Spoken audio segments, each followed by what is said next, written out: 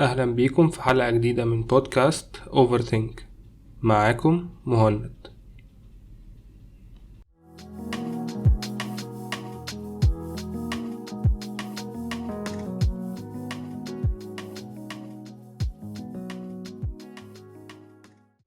موضوع الحلقة النهاردة هو مش ألطف حاجة خالص، بس كان ضروري بالنسبة لي أن أتكلم في حاجة زي دي، وهي المرض النفسي أو الاكتئاب.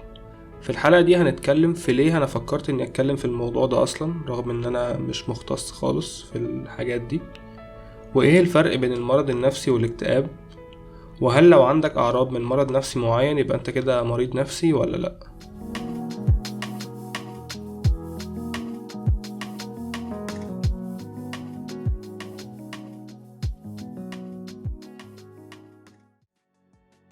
أولا أنا حابب نأكد على إن ده مش بودكاست متخصص في العلاج أو الصحة النفسية بأي شكل من الأشكال، وفي ناس متخصصين في المجال ده ودي مهمتهم الرئيسية في الحياة، عكسي تماما، واللي بعتبر نفسي أبعد ما يكون عن مجال الصحة النفسية.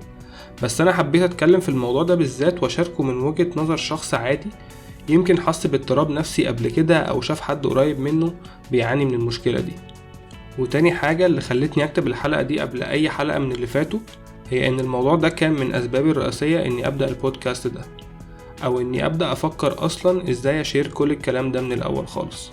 والغرض من الحلقة هو إننا نبسط شوية التفكير في الموضوع ده لو أنت شخص معتبر نفسك سوي نفسيا ومتقبل كلام خارجي، أو عندك استعداد إنك تبص كده وتراجع نفسك.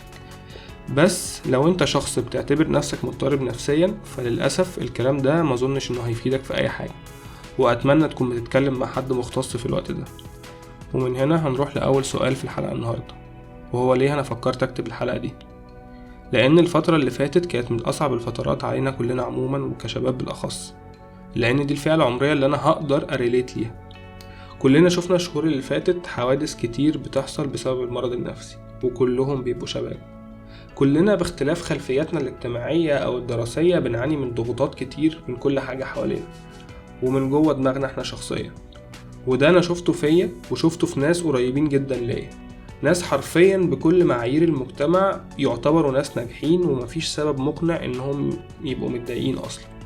بس للأسف العالم بقى مفتوح قوي بزيادة، وكلنا شايفين اللي بيحصل جوه وبره. كلنا شايفين الناس وهي بتتقدم، وشاب عنده كام سنة فتح الستارت اب بتاعه بقى مليونير، وشايفين الناس اللي بتروج لفكرة النجاح عموما، وشايفين صحابنا اتقبلوا مش عارف في شركة ايه او جامعة ايه.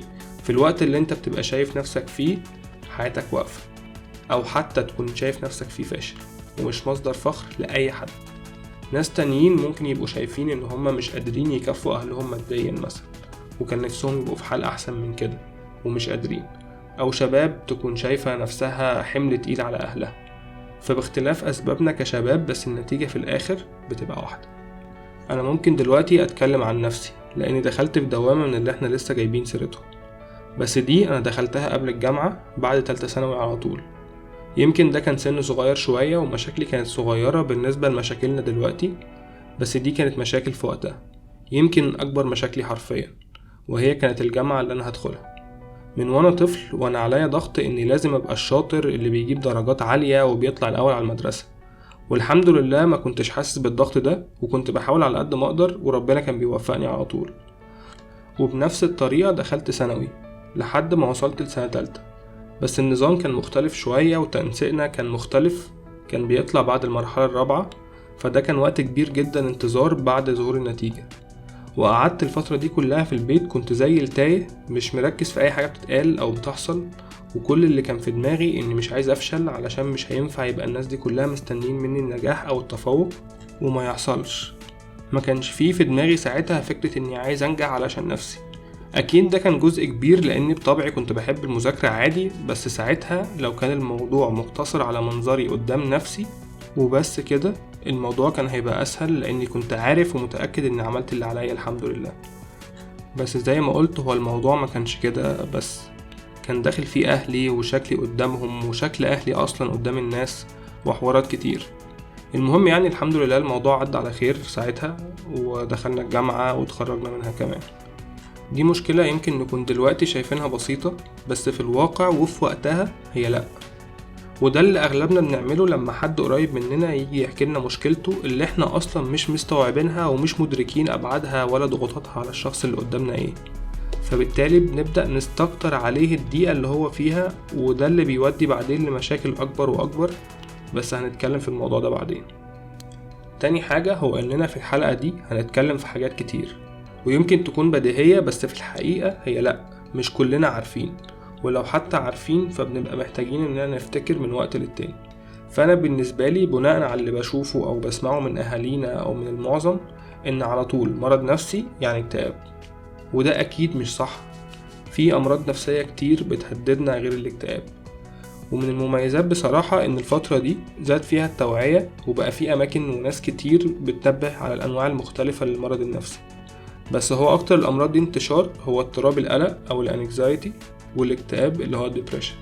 وفي حاجات تانية زي اضطرابات الاكل اللي بتسبب مشاكل صحية، وفي اضطرابات ما بعد الصدمة او اللي هي بيسموها post traumatic stress disorder او PTSD. وحاجة هنا من اللي بتلفت انتباهي فعلا، وهي اننا بنحب دايما نقلب المواضيع هزار، فبنبدأ نتريق على المسميات دي، وبتوصل اننا ممكن نتريق على حد لما يقول ان عنده حاجة من دي، على اساس ان احنا كده بنحاول نهون عليه ونخليه ما يكبرش الموضوع وبتاع. بس للأسف ده مش بيبقى الحل الصح في معظم الاوقات. بس فاحنا لازم نبقى مدركين ان في انواع مختلفة من الاضطرابات النفسية، مش كلها اكتئاب ومش كلها احنا حاجات هنبقى مستوعبينها، علشان نقدر ناخد بالنا من صحتنا النفسية وصحة اللي حوالينا. تالت واخر حاجة، وهي ان ممكن يكون عند اي حد فينا عرض او اتنين مثلا من اضطراب نفسي معين، ومن غير اللجوء لاي وسيلة مساعدة مختصة نبدأ نصدق ونعيش كأن عندنا مرض نفسي، وهو في الحقيقة لا، يمكن نكون بنعدي بفترة صعبة عادي وهتعدي مش اكتر. هنا بقى بنقع في حاجة اسمها self-fulfilling prophecy او البلاسيبو إفكت، ودي معناها ان كل توقعاتنا اللي بتبقى سلبية في الوقت ده فعلا بتأثر على تفكيرنا وتصرفاتنا، وبتزود احتمالية حدوث الحاجة اللي احنا بنبقى خايفين منها او بنتخيلها، واللي بتبقى في الوقت ده هي المرض النفسي. غير اصلا ان احنا كبشر في العموم بنحب نعيش دور الضحية حتى قدام نفسنا بعيدا عن اي حد تاني، وده فعلا بيبقى اسهل على دماغنا انها تستوعبه. وكمان فكرة المرض النفسي وتوابعه بكل اشكالها فكرة معدية، يعني بمجرد ان في حد في دماغه افكار كتير زي دي ويشوف حد تاني بياخد اكشن معين، هيبدأ يفكر انه يعمل كده برضه، ويفتكر ان هو ده الحل اللي هو فيه، والموضوع بيبان اسهل. وفي امثلة كتير حصلت قبل كده وابحاث كتير بتتكلم في الموضوع ده، بس انا مش الشخص اللي ممكن يتكلم عنها دلوقتي. يمكن الكلام ده يبان ممل وبديهي، بس زي ما قلت انا مش شخص مختص عشان ادي اراء او اكتب كونتنت شيق في الموضوع ده. بس أنا مؤمن برضو إن كلنا مسؤولين عن نشر التوعية بالقدر الممكن. هنتكلم بعد كده عن إيه الضغوطات اللي بتواجهنا في حياتنا عموما، بس ده هيبقى في حلقات تانية إن شاء الله. ولحد الحلقات دي خلوا بالكم من نفسكم ومن اللي حواليكم.